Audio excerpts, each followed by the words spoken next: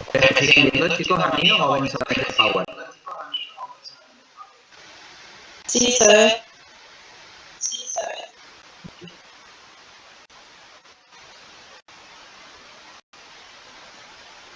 Ahí. Bueno, vamos a empezar, chicos, ¿sí? Si hay que aceptar a alguien, vayan diciéndome, así yo me meto y acepto, ¿sí? Si hay compañeros que están esperando unirse. ¿Vamos?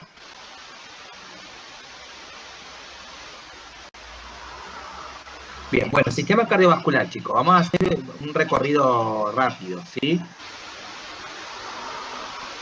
Bien, a ver, para empezar a describir las estructuras del corazón, tenemos que empezar de lo más externo y nos vamos a dirigir hacia lo más interno, ¿sí? Como capa más externa que recubre el corazón, tenemos el pericardio, ¿sí? El pericardio es el que rodea y que protege el corazón, ¿sí? Y que lo que hace es justamente fijarlo en el mediastino para que éste no se desplace de ese lugar, ¿sí? Recordemos que el corazón es un órgano muy móvil, gracias a la sístole y a la diástole, a la contracción y a la relajación, por lo que es muy necesario que este órgano esté fijo en el mediastino. El pericardio se divide en dos capas, el pericardio fibroso y el pericardio seroso. El fibroso es el más externo, a ver si puedo el puntero. ¿Ven ustedes ahí el puntero?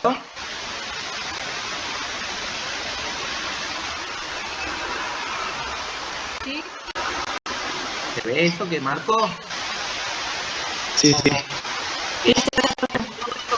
Todo eso que estoy marcando, chicos, es el pericardio fibroso. ¿Por qué estará lleno de fibra? Porque justamente la función principal, ¿sí?, de este tejido conectivo es que fije el corazón en el mediastino, lo que recién les decía, ¿sí? Eso es como la capa más externa del corazón. Fíjense, rodea todo el corazón, todo por la capa más externa, ¿sí? Después tenemos una capa más interna de pericardio, que es el pericardio seroso. El pericardio seroso es esto que ustedes ven en color amarillo, ¿sí?, que rodea todo el corazón. El pericardio seroso está compuesto por dos capas. Una capa más externa y una capa más interna. La capa más externa la vamos a llamar capa parietal externa, ¿sí? El pericardio seroso, ¿sí? Y la capa más interna la vamos a llamar capa visceral. ¿Por qué visceral? Porque está en contacto íntimo con la víscera. En este caso, la víscera es el corazón propiamente dicho, ¿sí? Entonces tenemos el pericardio seroso en la capa más interna, está por una capa más interna a la capa fibrosa, y está compuesta por dos capas. La parietal, que es la más externa, por acá, ¿sí?, en amarillo, y en una capa más interna, la capa serosa, ¿sí?, llamada capa visceral, o también llamada epicardio, epi, adentro, ¿sí?, epicardio. Entre ambas capas del pericardio seroso se encuentra delimitado un espacio virtual que es la cavidad pericárdica. ¿Por qué virtual? Porque está llena de líquido pericárdico, ¿sí? ¿Cuál es la función de este líquido pericárdico? Justamente evitar la fricción entre ambas capas serosas, ¿sí?, porque el corazón es un órgano móvil, ¿sí?, mediante su sístole y su diástole. ¿Estamos hasta ahí, chicos? Sí,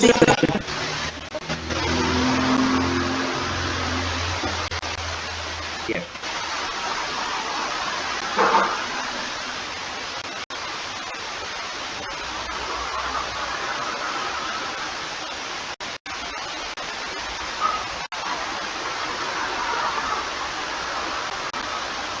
Bien, fíjense acá, chicos.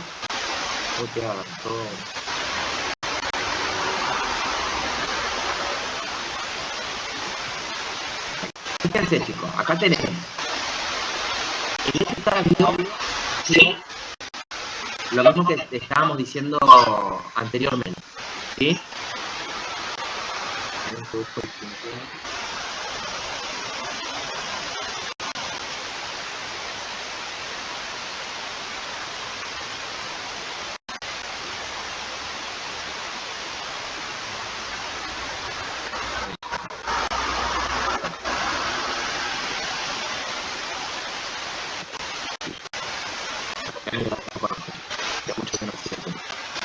Bueno, fíjense, acá tenemos el epicardio, ¿sí? Acá lo tenemos, el epicardio, que es la capa más interna de la capa visceral. ¿Sí? Recuerdan que la capa visceral tenía la capa parietal, ¿sí? Que estaba en contacto íntimo con la capa fibrosa, y la capa visceral es la más interna del pericardio, ¿sí? Y también llamada epicardio, ¿sí? Epi adentro. Tenemos más hacia adentro del epicardio. Fíjense, tenemos el miocardio.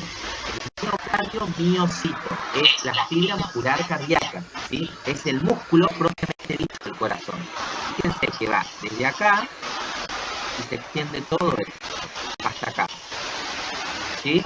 Todo eso es el miocardio, el músculo cardíaco, ¿sí? ¿Y qué tenemos más hacia adentro? Tenemos una delgada capa llamada endocardio. El endocardio, que es todo esto que ustedes ven acá, ¿sí? El endocardio es la capa, ¿sí? Que tapiza las cámaras cardíacas, ¿sí? El endocardio es el tapiz interno de las cámaras cardíacas. Dentro del endocardio, ¿qué tenemos? La sangre, ¿sí? La sangre está en contacto íntimo con el endocardio. ¿Estamos ahí? Sí, sí.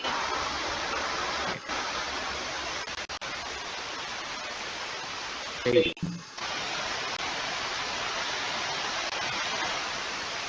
Fíjense, las cámaras cardíacas, ¿sí? Algo básico que tienen que saber, chicos. Las cámaras cardíacas.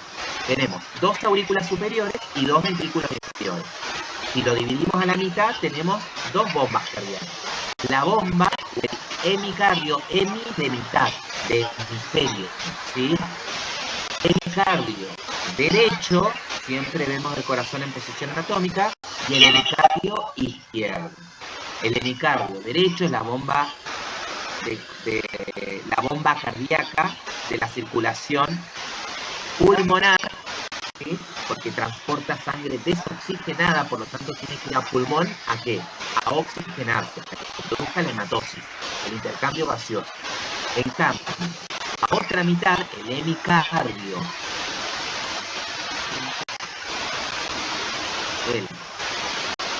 esta mitad, ¿sí? El hemicardio izquierdo es la bomba de la circulación sistémica, porque es que transporta sangre oxigenada, ¿sí? Tiene sangre oxigenada por las venas pulmonares, 2 derechas, 2 izquierdas, a la aurícula izquierda. De allí pasa a través de la válvula mitral al ventrículo izquierdo. Y el ventrículo izquierdo, mediante su sístole, abre la válvula aórtica y esa sangre oxigenada pasa a la circulación sistémica. Aorta ascendente, callado de la aorta, aorta descendente. ¿Sí? Entonces tenemos 2 aurículas superiores, 2 ventrículos inferiores. ¿Vamos? Bien.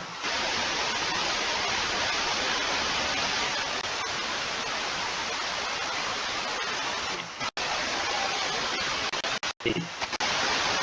Ahora vamos a ir cámara por cámara, ¿sí? Fíjense, acá tenemos una vista anterior del corazón con un corte coronal y tenemos una vista posterior del corazón, ¿sí? Vista posterior. Esta es la vista posterior y esta es la vista anterior con un corte coronal, ¿sí? Entonces, aquí vamos a hablar de la primera cámara cardíaca, que es la aurícula derecha, ¿sí? Aurícula derecha, que es lo que ustedes ven acá, chicos. Esto que yo les marco acá es la aurícula derecha, ¿sí? Vista de su cara posterior.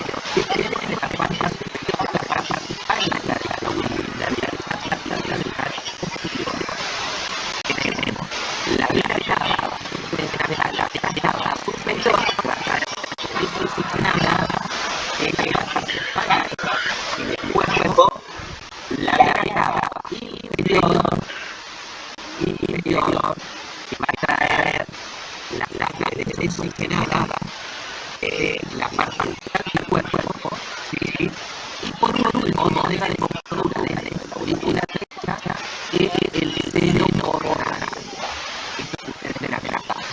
El seno coronal es el foco de la aurícula derecha. el cielo contrario es con los que trae la otra parte del sexo de la y desemboca esta carmela en el seno contrario.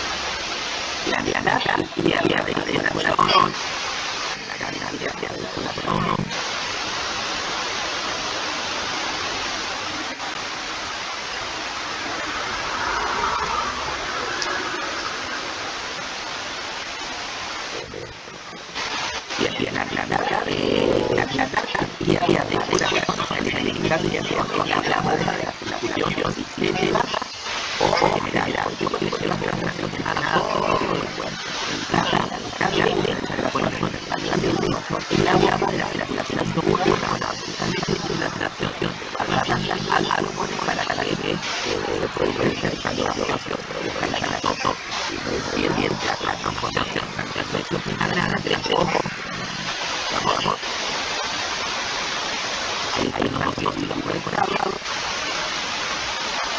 sistema de manipulación cardíaco.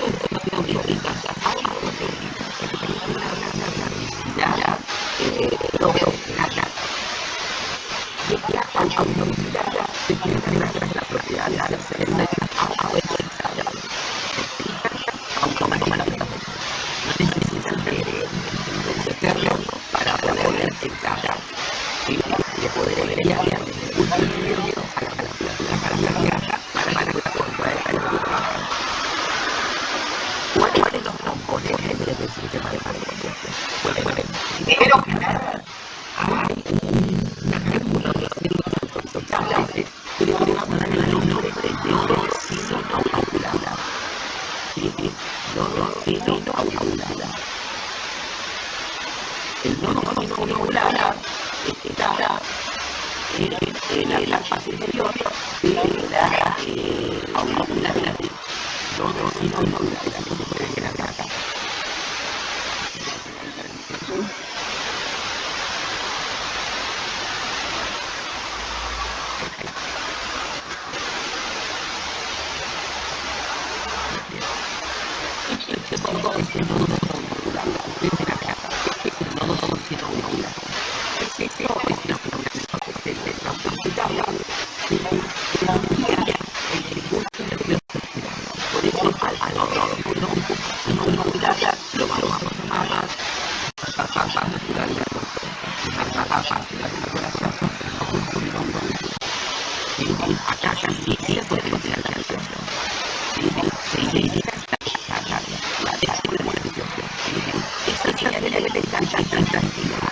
Segundo nodo, el nodo auriculoventricular. ¿Sí? Esto, de nodo a nodo, hay unos milisegundos de tiempo, y esos milisegundos de tiempo son necesarios para que las aurículas no se contraigan al mismo tiempo que los ventrículos. ¿Sí? Porque ¿qué pasaría si las aurículas y los ventrículos se contrajeran de forma simultánea, al mismo tiempo? ¿Qué pasaría con la sangre? ¿Qué se imaginan ustedes?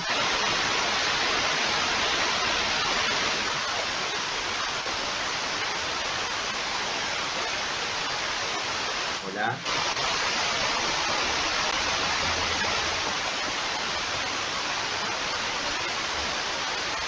Hola.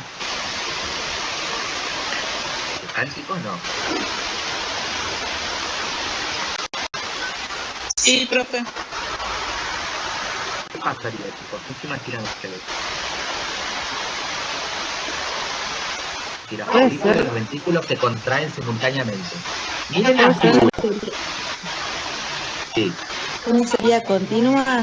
¿No sería rítmica? Claro, tal cual, habría como un éxtasis como un stop de la circulación, porque si las dos se contraen al mismo tiempo, ¿a dónde va la sangre? No va a fluir ni para un lado ni para el otro. Entonces, primero tiene que haber una contracción auricular, y mediante la contracción de la aurícula, la sangre que está dentro de la aurícula va a ser inyectada al ventrículo. O sea que el ventrículo va a tener que estar en diástole, o sea, va a tener que estar relajado, ¿sí?, para poder recibir esa sangre. Cuando aumenta su presión dentro del ventrículo, ahora el ventrículo se contrae y la aurícula se relaja. ¿Se entiende? Sí, sí. Bien, entonces, Nodo sinoauricular, marcapaso natural del corazón, envía la despolarización a los ventrículos. Al nodo aurículo-ventricular. Se encuentra entre la aurícula y el ventrículo. De ahí, del nodo aurículo-ventricular, del nodo AB, el impulso nervioso se va a transmitir a través de otra estructura nerviosa, que es el haz de His. ¿Qué es esto que ustedes ven acá? El haz de His. ¿Sí? Del haz de His, el impulso nervioso se va a transmitir a través de la rama derecha, esta, y la rama izquierda, esta, del haz de His. Y finalmente, el impulso nervioso se va a propagar alrededor de los ventrículos a través de las fibras de Purkinje.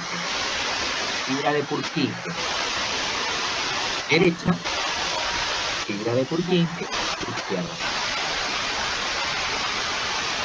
Está nodo sinoauricular, marcapaso natural del corazón, es donde se inicia el potencial eléctrico, y allí el potencial va hacia el nodo auriculoventricular, haz de His.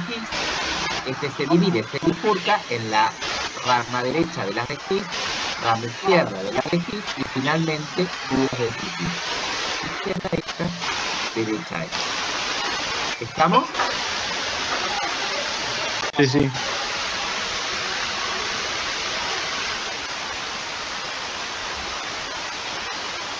Fíjense, si nosotros vemos el potencial de acción del miocardio, de la fibra cardíaca, vemos que su potencial de membrana en reposo ya no es menos 70 como en las fibras eléctricas, sino que es menos 90 el potencial de membrana en reposo. Acá no se necesita un umbral para poder gatillar el potencial de acción, porque el corazón se tiene que contraer siempre, ¿sí? Entonces, potencial de membrana en reposo menos 90, se produce la despolarización, ¿sí? Que nosotros, si lo vemos en el electrocardiograma, lo vamos a ver como la onda P. La onda P corresponde a la despolarización de las aurículas, la mitad de la P a la aurícula derecha y la segunda mitad de la onda P a la despolarización de la aurícula izquierda. La despolarización hasta más 30, luego viene una fase de meseta, donde se abren los canales de calcio necesarios para la contracción muscular, y luego viene una fase de repolarización. ¿Sí? Repolarización. Acá. Repolarización. ¿Sí? Bien.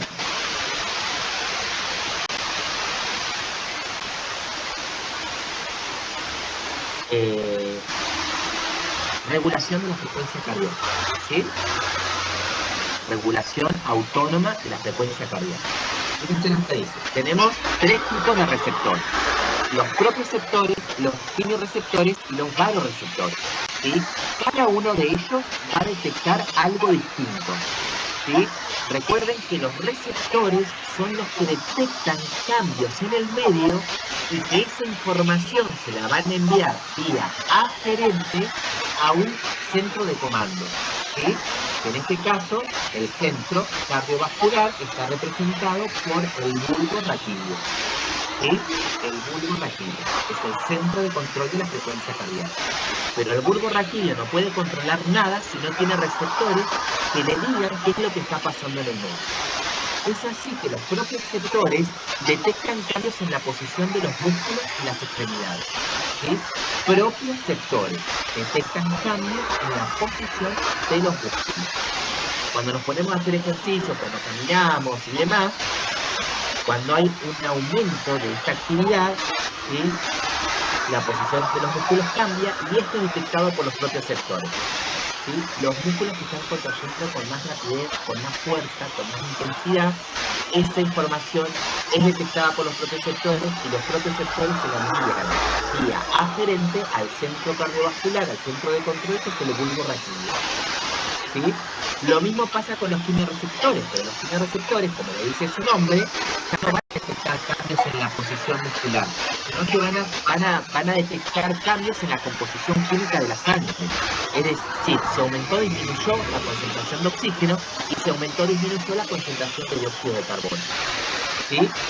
Y por último tenemos los varoreceptores, que los varoreceptores lo que van a hacer es detectar cambios en la presión que hay en los vasos sanguíneos, en grandes vasos. ¿Se entiende esto, chicos? Sí, profe. Sí, profe. De esta forma tenemos las fibras simpáticas y las fibras parasimpáticas, porque estamos en una regulación autónoma de la frecuencia cardíaca. Las fibras simpáticas, ¿sí? Recuerden que lo simpático aumenta, siempre aumenta, después de funcionamiento en situaciones de lucha o huida, ¿sí? Entonces, en las fibras simpáticas tenemos los nervios aceleradores cardíacos, ¿sí? Que llegan de los nodos sinoauricular y auriculoventricular, ¿sí? Y van a la mayor parte del miocardio, ¿sí? Hay una liberación de norepinefrina, ¿sí? Es decir, noradrenalina, y las fibras parasimpáticas están representadas por el nervio vago, por el 10º par craneal, ¿sí? Que esto inerva los nodos sinoauricular y auriculoventricular, ¿sí? Liberan acetilcolina que desacelera la frecuencia cardíaca a causar la hiperpolarización y reducir la frecuencia de despolarización espontánea de ciertos autorritmos. ¿Está? Entonces, por un lado tenemos nervios aceleradores gracias a una descarga simpática y por otro lado tenemos el nervio vago respondiendo a una descarga parasimpática. Unos aceleran y los otros disminuyen. Y fíjense que todos van a actuar sobre el nodo sinoauricular y el nodo auriculoventricular. Son estos nodos que nosotros recién acabamos de ver. Esto, ¿sí? Nodo sinoauricular, marcapaso lateral del corazón, y nodo auriculoventricular. ¿Sí? ¿Se entiende? Sí.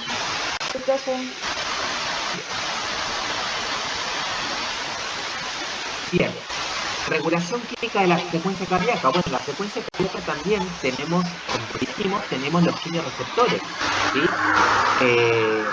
Ellos van a detectar los momentos de hipoxia, es decir, cuando hay bajos niveles de oxígeno, ¿sí? Y altos niveles de dióxido de carbono. Esto es captado por los quimioreceptores, a el centro de control, que es el bulbo raquídeo, con esa información tiene que tomar una decisión. La interpreta, la almacena y toma una decisión. Si están ante un episodio de hipoxia, ¿qué ir a hacer? ¿Va a aumentar o disminuir la frecuencia cardíaca? Va a haber una descarga simpática y una descarga parasimpática. Es una estimación.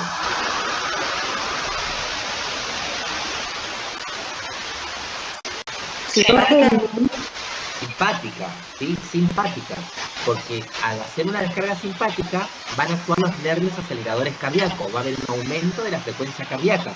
¿Por qué? ¿Cuál es la finalidad de aumentar la frecuencia cardíaca? De poder oxigenar, porque tenemos bajos niveles de oxígeno y tenemos altos niveles de dióxido de carbono. Eso es una situación de hipoxia, ¿sí? Entonces hay que aumentar la frecuencia cardíaca. ¿Cómo lo hace eso el organismo? A través de la descarga simpática, a través de los nervios aceleradores cardíacos, que van a aumentar la descarga despolarizante del nodo sinoauricular, marcapaso natural del corazón, y del nodo auriculoventricular. ¿Estamos? Sí, profe. Bien. Y después tienen estos otros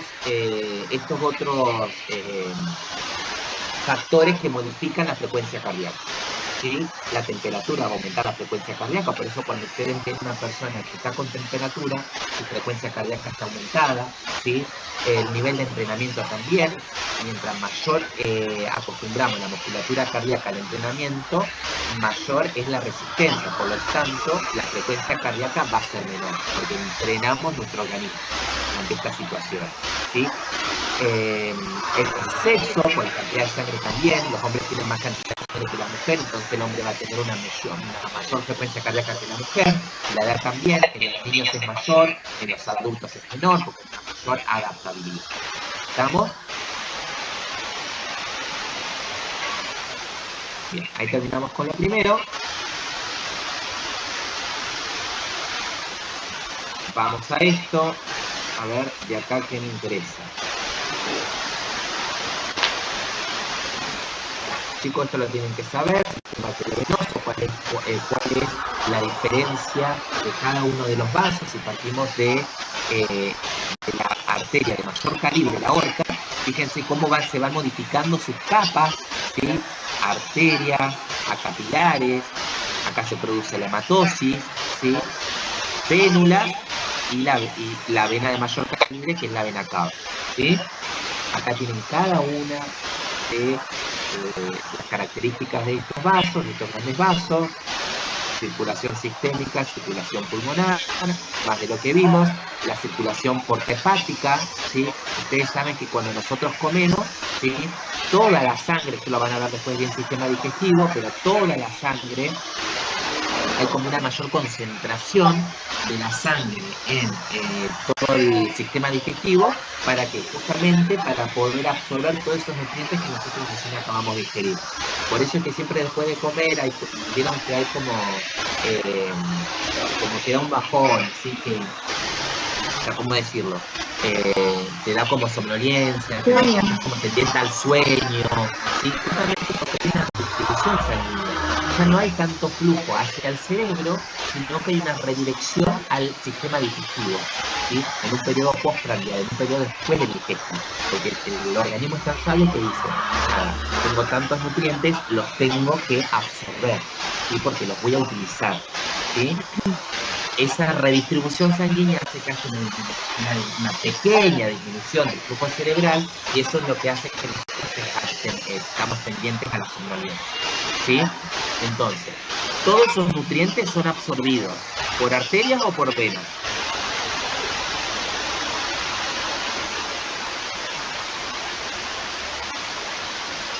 Les pregunto, ¿por qué se imaginan?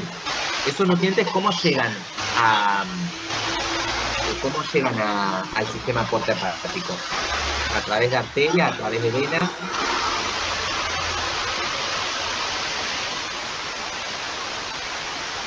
A través de arterias, chicos, ¿sí? A través de arterias. Y las venas, estas que ustedes ven, todas estas venas que ven acá de color... Profe, perdón, cambió el power porque no se ve. Quedamos en el final. Ay, perdón. Estoy acá.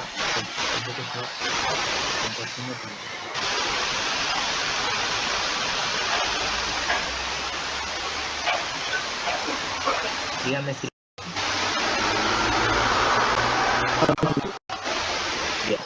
Fíjense, acá está la circulación porta-hepática, ¿sí? Lo que nosotros decíamos. Todos los nutrientes que nosotros ingerimos y que es absorbido, ¿sí? Pasa a la circulación porta-hepática, ¿sí? Circulación porta-hepática. Fíjense todos estos vasos que ustedes ven acá.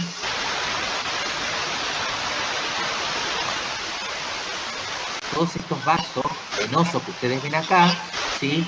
Confluyen todo en la vena esplénica, que es esta que ustedes ven acá, arteria esplénica, y tenemos acá la la vena mesentérica superior, esta que ven acá. Estas dos venas, grandes venas, se juntan y forman la gran vena porta. La vena porta trae sangre, ¿sí? Toda llena de nutrientes al hígado para su metabolismo, ¿sí? Y de ahí pasa la sangre finalmente a la circulación sistémica, ¿sí? Bien, regulación de la presión arterial, chicos. Vimos la regulación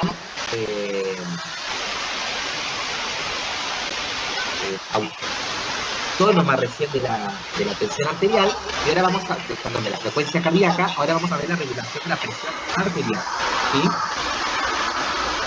Principalmente, chicos, vamos a ver voy a hacer hincapié en la hormonal, ¿sí? La hormonal, regulación hormonal de la presión sanguínea, ¿sí? Fíjense,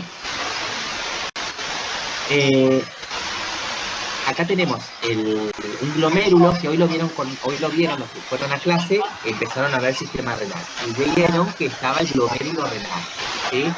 Está la cápsula de Bowman, ¿sí? Tenemos una arteria aferente y también tenemos la arteria eferente. Por la arteria aferente, la arteriola aferente, llega sangre al glomérulo renal. Allí las células yuctalomerulares, ¿sí? El aparato yuctalomerular, secretan una enzima llamada renina, ¿sí? Llamada renina. Esa renina, ¿sí? Pasa a la circulación sistémica, ¿sí? Viene por acá, ¿sí? Viene por acá. Allí se libera una enzima llamada renina, ¿sí? La renina por sí sola en el riñón no tiene un efecto fisiológico, sino que secretada pasa al torrente sanguíneo, viaja por el torrente sanguíneo y llega al hígado. En el hígado, la renina, que es una enzima, se encuentra con un sustrato llamado renina del hígado, ¿sí? Allí la enzima renina se encuentra con este sustrato y transforman ese sustrato en angiotensina 1.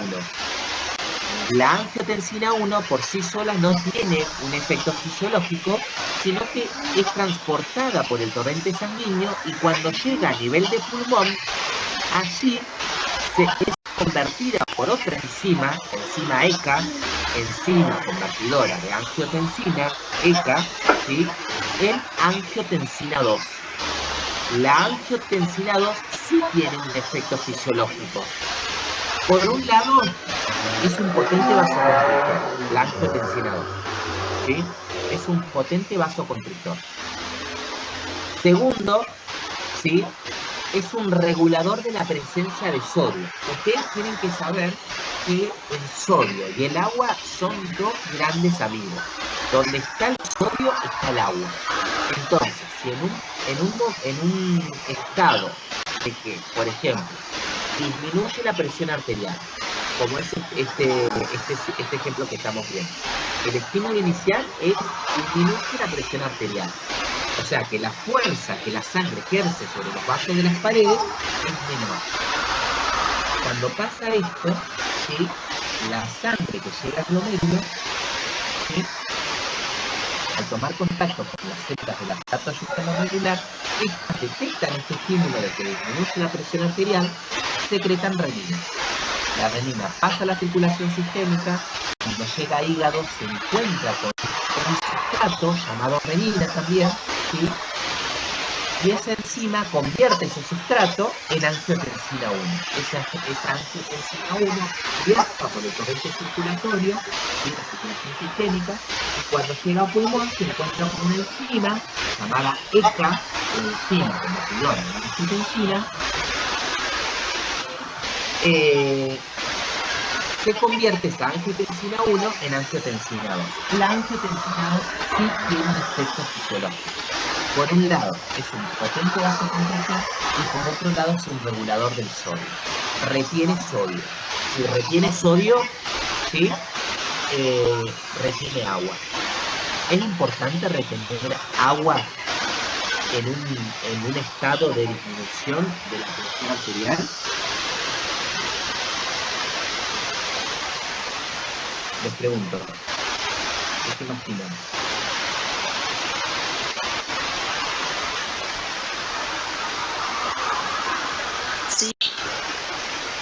Sí, disminuye la presión arterial, chicos. Imagínense, ¿qué es la presión arterial? Es la fuerza que ejerce la sangre sobre las paredes de las arterias. Cuando aumenta la presión arterial, estamos diciendo que la presión que ejerce la sangre contra las paredes es mayor. Si decimos que disminuye la presión arterial, hay hipotensión, hipodisminución, estamos diciendo que la fuerza que ejerce esa sangre es menor. ¿Sí? ¿Vamos? Sí, profe. Bien, entonces retener agua, retener sodio en un episodio de hipotensión es importante porque con eso nos vamos a asegurar de aumentar la volemia, aumentar la cantidad de sangre. No voy a priorizar orinar en un periodo de hipotensión porque tengo que aumentar la volemia. ¿Y cómo se aumenta la volemia? A través de la retención del agua, porque esa agua ¿dónde va a ir a parar? Al torrente sanguíneo. ¿Se entiende? Sí, se entiende, profe. Entonces, por un lado dijimos eso, es un potente vasoconstrictor. ¿Es importante vasocontraer las arterias en un episodio de hipotensión? Sí, porque al vasocontraer disminuyo la luz del vaso. ¿Se entiende? Entonces, si sumamos que aumenta la volemia gracias a la retención del sodio y por ende del agua, porque el sodio y el agua son dos grandes amigos, donde se retiene sodio, se retiene agua, y si con eso ayudamos disminuyendo la luz de los vasos, vasocontraemos, con eso aumentamos la presión arterial. Pero por otro lado, la angiotensina 2 es un potente estimulador de la corteza suprarrenal. ¿Para qué? Para que pueda secretar un corticoide llamado aldosterona. La aldosterona es un potente regulador del sodio y por ende del agua. Retiene sodio, retiene agua. Por esto se incrementa la volemia.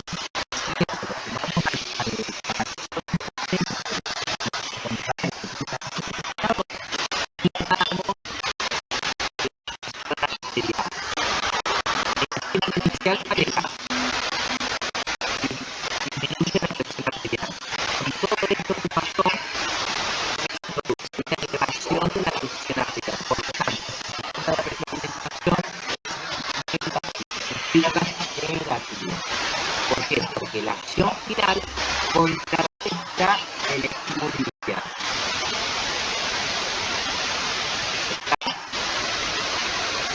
Sí, profe.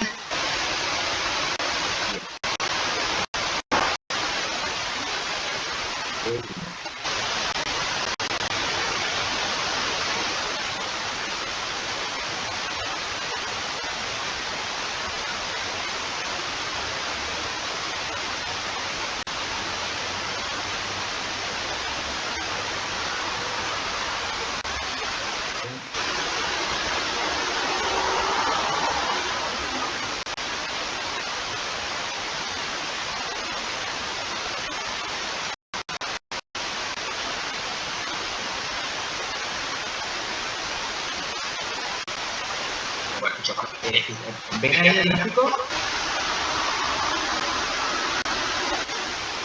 Sí, se ve. Bien. Bien, tenemos este gráfico del sistema inmune. ¿Sí? Recuerden que el sistema inmune, cuando hablamos de respuesta inmunitaria, dijimos que hemos distinguido dos tipos de respuestas frente a un mismo antígeno. ¿Sí? Y ahí quedan definidas la respuesta primaria y la respuesta secundaria. ¿Sí? Fíjense, acá tenemos un gráfico, en el eje de la Y tenemos la concentración de anticuerpos, medida en miligramos sobre mililitros, y en el eje de las X tenemos el tiempo, en semanas. Día 0, primera semana, segunda semana, tercera, cuarta, quinta y ¿sí? Okay. Acá tenemos este antígeno es el mismo que este. ¿Sí? Tenemos este antígeno que toma contacto con el organismo el primer día, que vamos a llamar día 0. ¿Sí?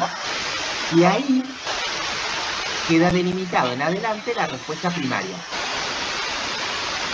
Cuando finaliza la respuesta primaria, comienza la respuesta secundaria. Bien, pero cada una de estas tiene características particulares. ¿Sí? Fíjense. Respuesta primaria. El periodo preserológico es mayor en la respuesta primaria que en la secundaria. ¿Y por qué? Recuerden ustedes que el periodo preserológico es el tiempo de la preserología positiva. Es decir, es el tiempo que se tarda en detectar en sangre anticuerpos específicos contra un antígeno. Entonces, la respuesta primaria, el periodo preserológico es mayor. En la respuesta secundaria, el periodo preserológico es menor. Fíjense acá. Fíjense el periodo preserológico que tenemos acá, en la respuesta primaria. Aproximadamente una semana. Desde que el agente extraño, el antígeno, toma contacto con el organismo y que el cuerpo tarda en producir anticuerpos específicos contra ese antígeno. Acá tiene una demora aproximadamente de 7 días y fíjense el poquito tiempo que tiene acá. ¿Sí? ¿Estamos? Sí. Fíjense en este, si unimos los dos, periodo preserológico que tiene acá en la respuesta primaria y en la respuesta secundaria, para que empiecen a aumentar los anticuerpos. ¿Sí? Después, lo otro, en la respuesta primaria alcanza su máximo aproximadamente en la tercera semana, mientras que el otro aumenta rápidamente. Fíjense, más o menos en la tercera semana, ¿sí? En la tercera semana, su capacidad defensiva es mayor. Fíjense. ¿Sí? En cambio, en la respuesta secundaria frente a un mismo antígeno, alcanza su máximo rápidamente. Fíjense. Rápidamente. ¿Está? Alcanza su máximo. ¿Sí? Después, en la respuesta primaria la concentración de anticuerpos no es muy elevada, mientras que en la respuesta secundaria la concentración de anticuerpos es muy elevada. ¿Sí? Fíjense la cantidad de IgM en la respuesta primaria. ¿Sí? Un pulso muy mayor. Y fíjense que acá, en la respuesta secundaria, la concentración de anticuerpos es mayor. Fíjense lo que pasa con IgG, inmunoglobulina G. En la respuesta primaria alcanza esta cantidad de anticuerpos. En la respuesta secundaria, frente a un mismo antígeno, alcanza esta cantidad. ¿Sí?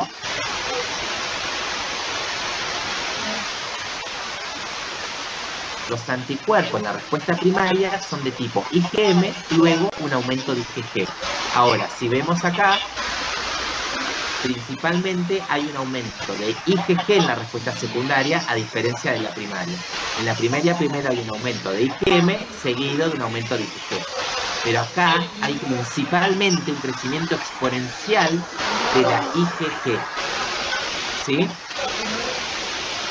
Y finalmente los anticuerpos en la respuesta primaria disminuyen rápidamente, mientras que en la respuesta secundaria perduran meses o años. Llega a su máximo la respuesta primaria a la tercera semana y luego disminuye rápidamente. Pero como hay linfocitos de memoria, en un segundo contacto ya van a haber anticuerpos preformados, así que estos perduran durante meses o años. ¿Estamos? Sí, profe. Sí, profe.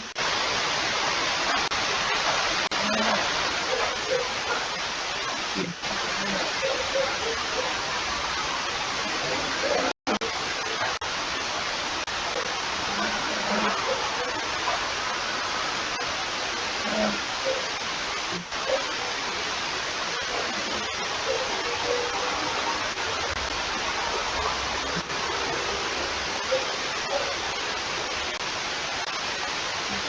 ¿Recuerdan esto, chicos?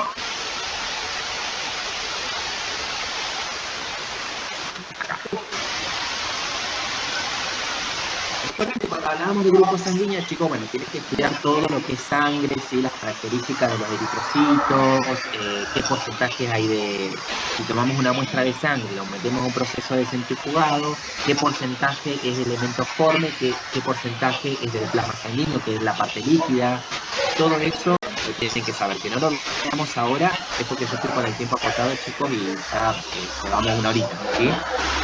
Pero bueno, voy haciendo un popurrí como de las cosas que yo considero que ustedes como quizás les es más dificultoso, ¿sí? Entonces, cuando hablamos de grupos sanguíneos, vimos dos grupos sanguíneos, AB0 y RA. Vamos a ver ahora solamente el ABC. Fíjense lo que dice, para poder definir que una persona tiene un grupo sanguíneo A, tiene un grupo sanguíneo B, o tiene un grupo sanguíneo AB, o tiene un grupo sanguíneo 0, eso se debe a la presencia o a la ausencia de los antígenos de superficie de membrana, de los eritrocitos.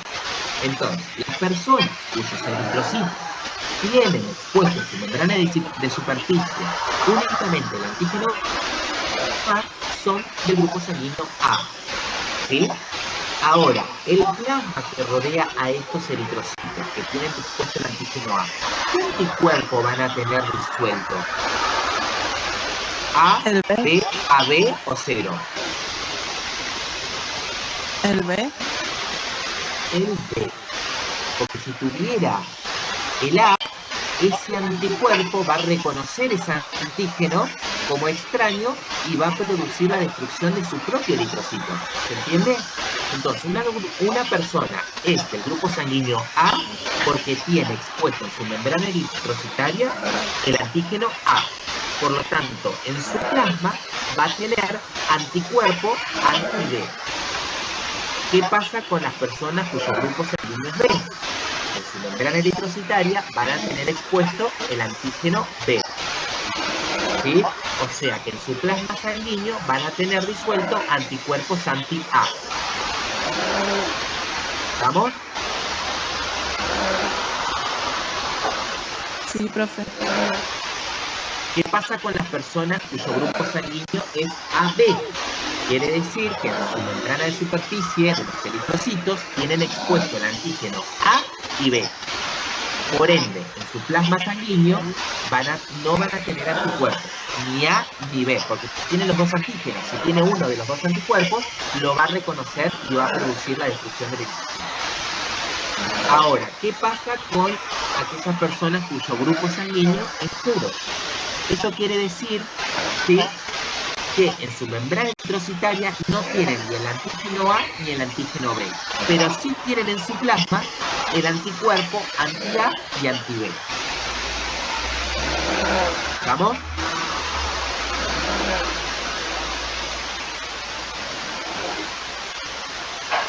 ¿Estamos, chicos? Sí, profe. ¿Están viendo? ¿Lo estoy compartiendo o no? Ahora ya no se ve. Se vio igual, se vio. ¿Se vio? Fíjense este cuadrito que tenemos acá, ¿lo están viendo ahí? Sí. Ahí tienen el cruzamiento entre un donante y un paciente. De esta forma podemos ver que el grupo 0, ¿sí?, como donante, podemos decir que es el dador universal, porque le puede donar a tanto al A, al B, al B y al 0. En cambio, el receptor universal es el grupo AB, porque el grupo AB tiene antígeno, pero no tiene anticuerpos. Entonces puede recibir de cualquiera, del A, del B, de la B o del 0. Y el grupo 0, al no tener antígeno, pero al tener anticuerpo, le puede dar al, es el dador universal. ¿Estamos? Receptor universal AB, dador universal es el 0.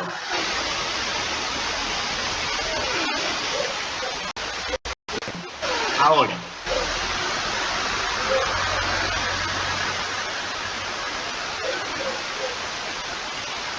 sistema respiratorio.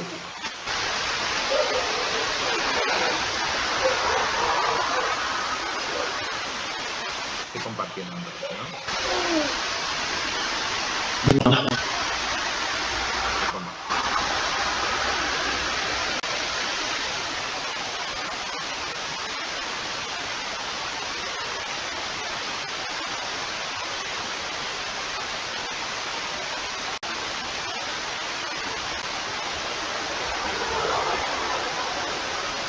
¿También ven, chicos? ¿Se ve? Sí, profe. Sí, profe.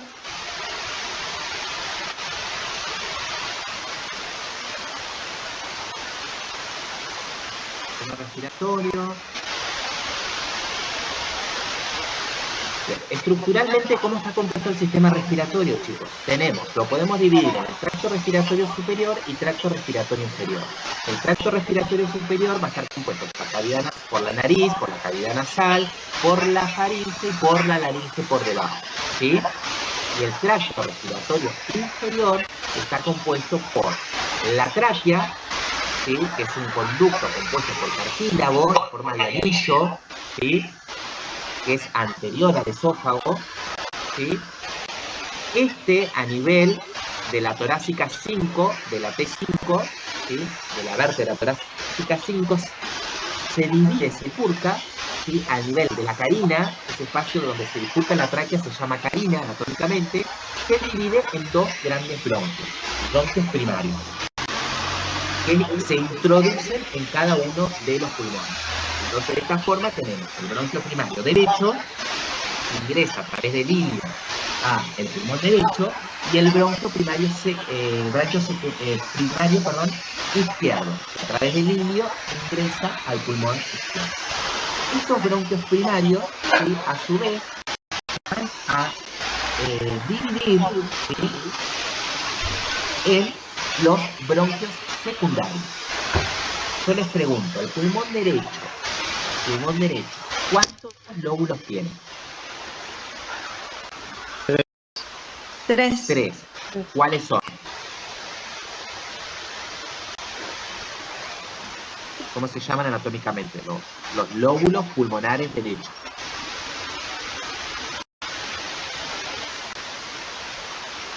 Superior, medio e inferior, chicos. No tiene mucha ciencia, ¿sí? Este pulmón que ustedes ven en la figura lo dividen en 3 y tenemos un lóbulo superior, un lóbulo medio y un lóbulo inferior. Por lo tanto, los bronquios secundarios, ¿sí? Bronquios secundarios van a ser 3 también, porque también se llaman bronquios lobulares, porque los secundarios se introducen en cada uno de los lóbulos del pulmón. Son bronquios secundarios o lobulares. Entonces, ¿cuántos bronquios secundarios vamos a tener? 3. Un bronquio secundario superior, que va a ir al lóbulo superior, un bronquio secundario medial, que va a ir al lóbulo medio, y un bronquio secundario inferior, que se va a introducir, ¿sí? En el lóbulo inferior. ¿Estamos? A su vez, estos bronquios se van a dividir en bronquios terciarios o segmentarios. Y luego viene la parte fina, la parte terminal de este árbol bronquial, que son los bronquiolos terminales, conductos, sacos alveolares. ¿Sí? En los sacos alveolares es donde se produce el intercambio gaseoso. Yo les pregunto, en la tráquea, en los bronquios primarios, en los bronquios secundarios, en los bronquios terciarios, ¿se produce hematosis?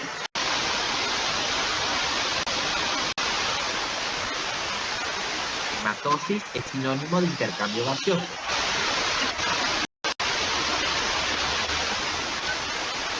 Creo que sí. Yo también. Bien. Ustedes saben que los alvéolos tienen la unidad funcional más pequeña del aparato respiratorio. Es el único lugar en donde se produce el intercambio gaseoso, la hematosis. Todas las otras estructuras anatómicas del aparato respiratorio son estructuras de conducción. O sea que tienen la función principal de conducir el aire, entre otras funciones, pero no la de intercambio gaseoso. En la tráquea no se produce intercambio gaseoso. En el bronquio primario no se produce intercambio gaseoso. Tampoco se produce intercambio gaseoso, hematosis, en los bronquios secundarios o lobulares y en los bronquios terciarios o segmentarios. Tampoco se produce intercambio gaseoso en